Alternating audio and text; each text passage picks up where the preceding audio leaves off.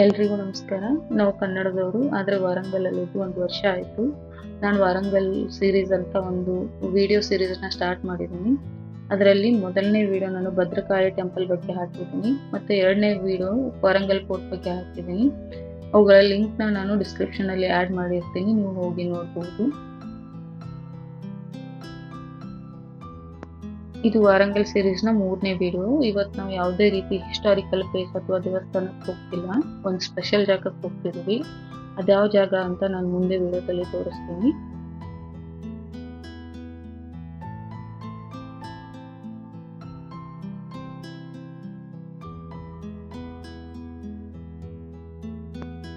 ಇದೇ ನೋಡಿ ಆ ಸ್ಪೆಷಲ್ ಜಾಗ. ಇದು ಒಂದು ಹ್ಯಾಂಡ್ಲೂಮು. ಈ ಪವರ್ಲೂಮ್ ಕಾಲದಲ್ಲಿ ಇಲ್ಲಿ ವಾರಂಗಲಲ್ಲಿ ಹ್ಯಾಂಡ್ಲೂಮ್ ಅಲ್ಲಿ ಕಾರ್ಪೆಟ್ನ ಪ್ರೊಡ್ಯೂಸ್ ಮಾಡ್ತಾರೆ. ಕಾರ್ಪೆಟ್ ಮತ್ತೆ ಬೆಡ್ಶೀಟ್ನ ಪ್ರೊಡ್ಯೂಸ್ ಮಾಡ್ತಾರೆ. ಈಗ ನೀವು ಫ್ರೇಮಲ್ಲಿ ನೋಡ್ತಿದಾರಲ್ಲ, ಈ ತರ ಕಾರ್ಪೆಟ್ ಮತ್ತೆ ಬೆಡ್ಶೀಟ್ನ ಇಲ್ಲಿ ಪ್ರೊಡ್ಯೂಸ್ ಮಾಡ್ತಾರೆ.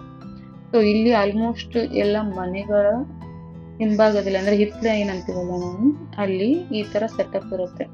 ನಮ್ಮ ಕಡೆ ಎಲ್ಲ ಹಳ್ಳಿಗಳಲ್ಲಿ ನೀವು ನೋಡಿರ್ಬೋದು, ಈ ತರ ಜಾಗದಲ್ಲಿ ದನಗಳನ್ನ ಕಟ್ಟಿರ್ತಾರೆ. ಬಟ್ ಇಲ್ಲಿ ಅವರು ಹ್ಯಾಂಡ್ಲೂಮ್ಸ್ನ ಮಾಡ್ಕೊಂಡಿದ್ದಾರೆ. ಸೊ ಇದು ಒಂದು ಹ್ಯಾಂಡ್ಲೂಮ್ ನೀವು ನೋಡ್ಬೋದು. ಈ ಕಾರ್ಪೆಟ್ ಮಾಡೋ ಪ್ರೊಸೆಸ್ನ ನನಗೆ ಅರ್ಥ ಆದಷ್ಟು ನಾನು ಎಕ್ಸ್ಪ್ಲೇನ್ ಮಾಡ್ತೀನಿ. ಮೊದಲಿಗೆ ಇವರು ತಮ್ಮ ಹತ್ರ ಇರೋ ಈ ದಾರದ ಬಂಡಲ್ನ ಮ್ಯಾನೇಜಬಲ್ ಆಗಲಿ ಅಂತ ಚರ್ಕದ ಸಹಾಯದಿಂದ ಈ ತರ ಸಣ್ಣ ಸಣ್ಣ ಉಂಡೆಯಾಗಿ ಸುತ್ಕೊಳ್ತಾರೆ.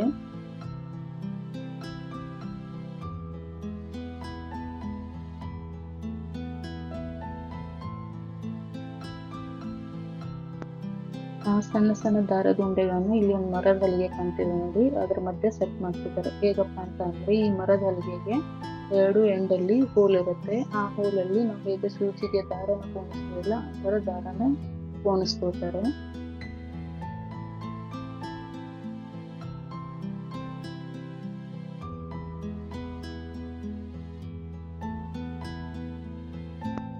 ಈಗ ನೀವು ನೋಡ್ಬೋದು ಅಲ್ಲಿ ಹೋಲ್ ಇರುತ್ತೆ, ಆ ಹೋಲಲ್ಲಿ ದಾರನ ಪೋಣಿಸ್ಕೊಳ್ತಾರೆ. ಈಗ ನೆಕ್ಸ್ಟ್ ಈ ಮರದ ಹಲಿಗೆಗೆ ಸ್ವಲ್ಪ ಆಯಿಲ್ನ ಅಪ್ಲೈ ಮಾಡ್ತಾರೆ. ಇದಕ್ಕೇನಪ್ಪ ರೀಸನ್ ಅಂತ ಅಂದ್ರೆ, ಈಗ ನಮಗೆ ಹೋಗ್ತಾ ವಿಡಿಯೋದಲ್ಲಿ ಗೊತ್ತಾಗುತ್ತೆ. ಈ ವಿಡಿಯೋದಲ್ಲಿ ನೀವೇನ್ ಇಲ್ಲಿ ವರ್ಟಿಕಲ್ ದಾರ, ವೈಟ್ ಕಲರ್ ದಾರ ಏನ್ ನೋಡ್ತಿದಾರಲ್ಲ, ಇದಕ್ಕೆ ವಾರ್ಪ್ ಅಂತ ಹೇಳ್ತಾರೆ. ಸೊ ಈ ವಾರ್ಪು ಮೇಲೆ ಮತ್ತೆ ಕೆಳಗಡೆ 2 ಪಾರ್ಟ್ ಇರುತ್ತೆ, ಮತ್ತೆ ಅದರ ಮಧ್ಯೆ ಸ್ವಲ್ಪ ಜಾಗ ಇರುತ್ತೆ. ಅಂದ್ರೆ ಈ ಮರದ ಹಲಿಗೆ ಹೋಗುವಷ್ಟು ಜಾಗ ಇರುತ್ತೆ. ಸೊ ನಾವೇನೀಗ ಈ ಮರದ ಹಲಿಗೆಯಲ್ಲಿ ದಾರ ಸೆಟ್ ಮಾಡಿರ್ತೀವಲ್ಲ, ಅದನ್ನ ಈ 2 ವಾರ್ಪ್ಗಳ ಮಧ್ಯೆ ಹೀಗೆ ನುಗ್ಗಿಸ್ತಾರೆ. ಸೊ ಈ ಎಂಡಿಂದ ಆ ಎಂಡ್ ವರೆಗೂ ಅದು ಈಸಿಯಾಗಿ ಹೋಗ್ಲಿ ಅಂತ ಆಯಿಲ್ನ ಅಪ್ಲೈ ಮಾಡಿರುತ್ತೆ. ಇಲ್ಲಿ ನಾನು ಅವ್ರ ಜೊತೆ ಸ್ವಲ್ಪ ತೆಲುಗುಲಿ ಮಾತಾಡ್ಲಿಕ್ಕೆ ಟ್ರೈ ಮಾಡಿದ್ದೀನಿ.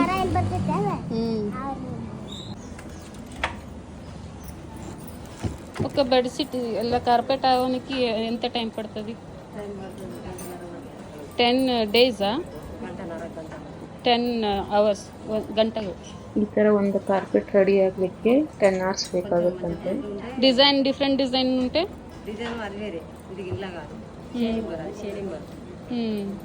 ఇక్కడ చేస్తారా? అది ఇంటర్లాక్ డిజైన్ ఉన్నాయి కదా, వేరే కడ.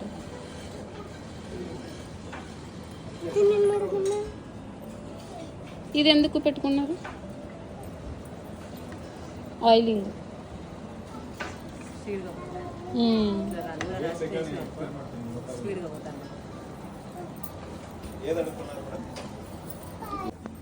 ಇಲ್ಲಿ ನೋಡಿ, ಅಜ್ಜಿಗೆ 60-70 ವರ್ಷ ಅಂತೆ. ಇಲ್ಲಿ 40 ವರ್ಷದಿಂದ ಕೆಲಸ ಮಾಡ್ತಿದಾರಂತೆ. 60-70 ఎన్ని ఇయర్ నుంచి ఇది చేస్తున్నారు? 40 ఏళ్ళు అవుతుంది. 40 అంటే 40యా?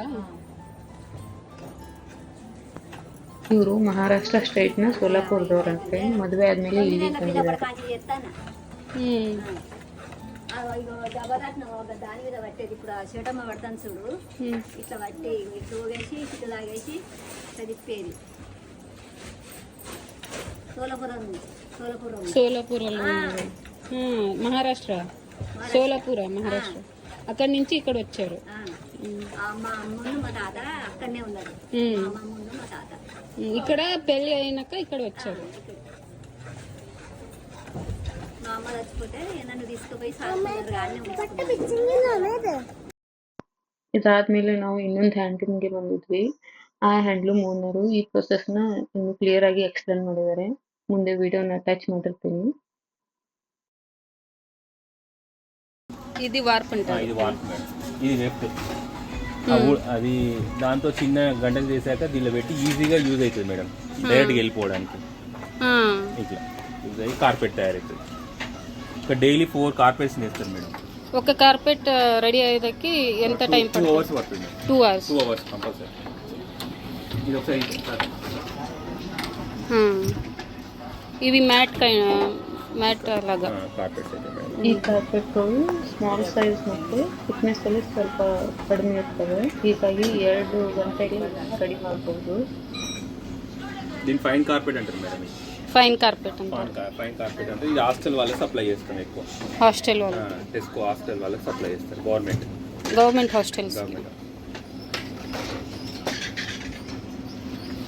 ఇది వెఫ్ట్ వచ్చేసి మేడం 2s, వార్ప్ వచ్చేసి 3/6 మేడం.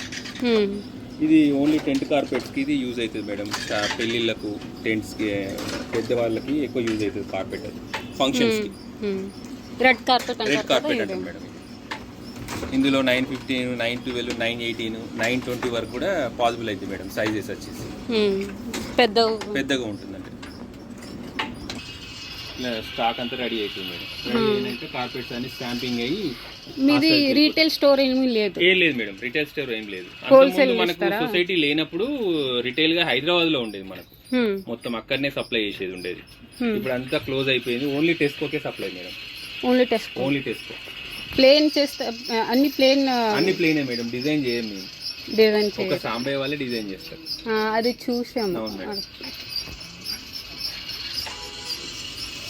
ఒక కార్పెట్ ఎంత తీసుకుంటారు? ప్రైస్ ఎంత? ఒక కార్పెట్ వచ్చేసి 75 రూపీస్ తీసుకుంటారు మేడం. ఒక కార్పెట్ వీవింగ్ చేస్తారు.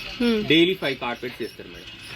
అంటే గవర్నమెంట్ ఎంత ప్రైస్ లో తీసుకుంటుంది? గవర్నమెంట్ వచ్చేసి మనకు కార్పెట్ కి మన యారన్ కాస్టింగ్ బట్టే వేజెస్ మేడం. దాన్ని వాళ్ళకి వేజెస్ మాత్రం ఒక కార్పెట్ కి 75 ఇస్తాం మనము.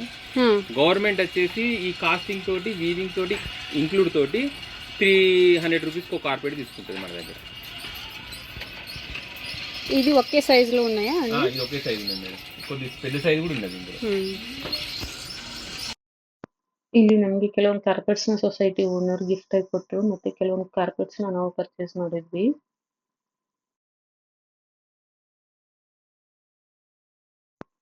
ಈ ರೀಸನ್ಗೇನೆ ಹ್ಯಾಂಡ್ಲೂಮ್ ಪ್ರಾಡಕ್ಟ್ಸ್ನ ಪ್ರೈಸ್ ಯಾವಾಗಲೂ ಜಾಸ್ತಿ ಇರುತ್ತೆ. ನಾವು ಯಾವುದಾದ್ರೂ ಎಕ್ಸಿಬಿಷನಲ್ಲಿ ಒಂದು ಹ್ಯಾಂಡ್ಲೂಮ್ ಪ್ರಾಡಕ್ಟ್ ತೊಗೊಳ್ಬೇಕಾದ್ರೆ ಅದ್ರ ಪ್ರೈಸ್ ಜಾಸ್ತಿ ಆಯಿತು ಅಂತ ಒಂದು 100 ಸಲ ಯೋಚನೆ ಮಾಡ್ತೀವಿ. ಆದರೆ ಆ ಹ್ಯಾಂಡ್ಲೂಮ್ ಪ್ರಾಡಕ್ಟ್ನ ಮಾಡಲಿಕ್ಕೆ ಎಷ್ಟು ಎಫರ್ಟ್ ಬೇಕು ಅಂತ ನಾನು ಇವತ್ತು ನಿಮ್ಗೆ ತೋರಿಸಿದ್ದೀನಿ. ಈ ವಿಡಿಯೋ ನಿಮ್ಗೆ ಇಷ್ಟ ಆದರೆ ಲೈಕ್ ಮಾಡಿ, ಶೇರ್ ಮಾಡಿ, ಸಬ್ಸ್ಕ್ರೈಬ್ ಮಾಡಿ. ಮತ್ತೆ ಸಿಗೋಣ ಮುಂದಿನ ವಿಡಿಯೋದಲ್ಲಿ.